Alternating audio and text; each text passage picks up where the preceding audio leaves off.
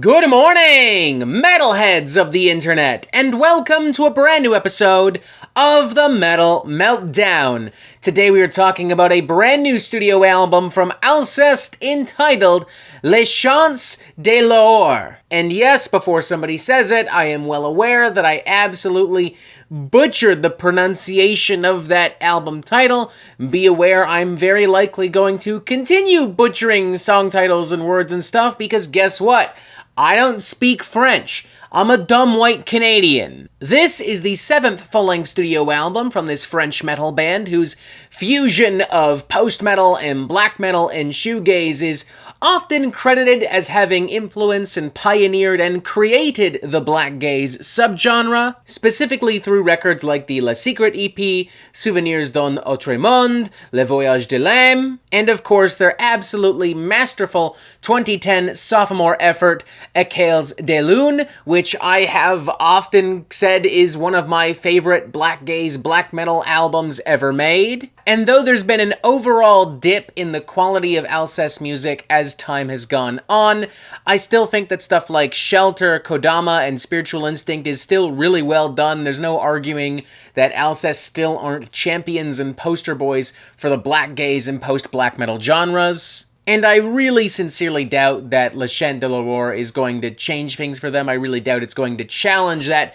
perspective. I really doubt it's going to challenge their position as champions and poster boys for blackgaze and post-black metal. In many ways, right off the bat, it's Alcest doing what they do best. It's a lot of the expressive, emotionally charged soundscapes and atmospheres and textures and melodies that have defined their recent output. It's very warm and colorful and embracing, and oftentimes more extreme elements like blast beats or tremolo riffs or screaming vocals are there only to kind of embolden these more uplifting and expressive elements. Like, blackgaze is not known for being like the most depraved and brutal of the black metal subgenres, but like even by blackgaze standards, Alcest hasn't been making especially brutal music as of late, and this record, more so than anything else they've done, is probably their least brutal album yet. And yes, when I say that, I'm remembering that 2014's Shelter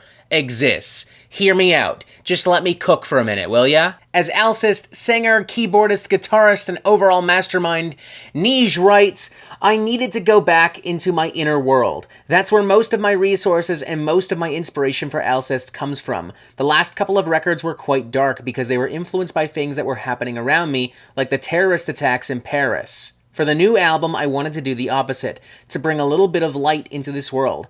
Everything is so dark, and I find that light and beauty are not things that are very familiar anymore, especially in metal music. But my inner world is very bright and uplifting, and I thought it would be nice to make a record around this. This is, by intention and design, Alcest's most uplifting, positive, least brutal, most filled with light album yet. And while I'm sure that will annoy and irritate some, I think people looking for a little bit more color and heart in metal music, looking for something that isn't so harsh and dark and unforgiving, are in for a genuinely really relaxing and introspective and immersive experience. That I'm not enjoying this as much as some of the other records we've mentioned, but overall it is a very well constructed record full of high quality tunes and some really beautiful moments. Opening number Komoribi, for instance, utilizes soft, stirring, simplistic acoustics and strings and keyboards and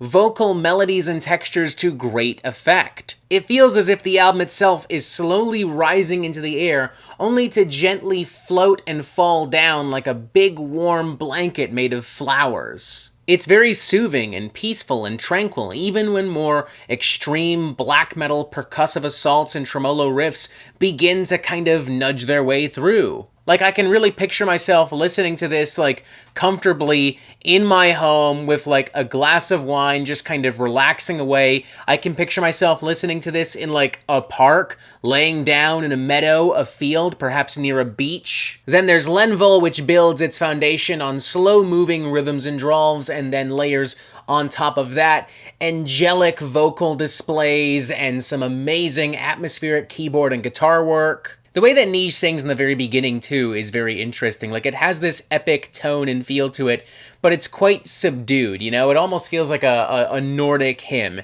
It almost feels like something more epic from Enslaved, but with like a blackgaze, post-metal, shoegaze coat of paint. As the track progresses too, Alcest is continuously introducing different drum patterns and different guitar chords and screaming vocals and more like dense walls of atmospheric, dreamy noise. Then there's Flamme Jumelle, which weirdly has a little bit more bounce and pep in its step, while also more or less fully embracing like dreamy, atmospheric shoegaze. Like, this genuinely feels like an expansion on something we could have heard from Shelter back in 2014. And speaking of Shelter, I dare you to tell me that Reminiscence would not have fit in just fine on that album.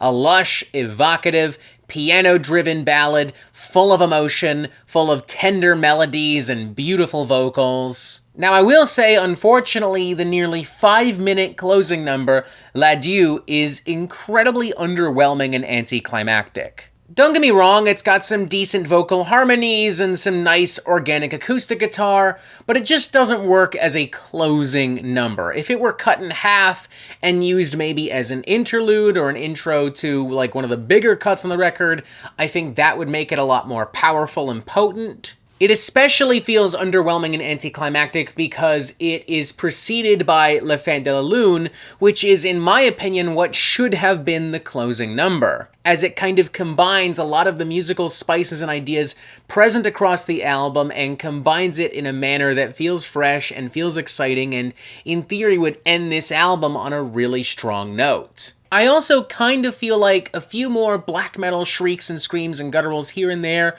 a few darker guitar tones and heavier drums would do a lot to create more atmosphere and more contrast, but I also understand that this was very much Alcest's intention to have this album sound this way, and I acknowledge that doing so maybe fucks with that a little bit, so I'll simply bite my tongue and back off. I don't think I'm going to be spinning this as regularly as La Cal de Lune or Kodama, but I do genuinely think it's a really good album. I do like this softer, lighter approach to Alcest, and I would give this thing a solid 3.5 out of 5. If you don't like Alcest, there's not only nothing here that wouldn't change your mind, there's also a lot that would just reinforce how you already feel. I also feel like Alcest fans who are more dismissive of Shelter probably wouldn't get much out of this either, but I think that people looking for something more bright and laid back, something they can kind of just relax and chill out to, will be more than satisfied with this. I would also recommend this to people who maybe don't listen to a lot of metal at all. This could actually make for a really interesting gateway into heavier styles of rock and metal music. Once again, 3.5 out of 5. It would be fair and valid of metalheads to say that this is their least brutal album yet, at bare minimum on the same level as Shelter, but personally, I don't see that as an issue. It's produced well, it's written well, it does exactly what it says it wants and needs to do.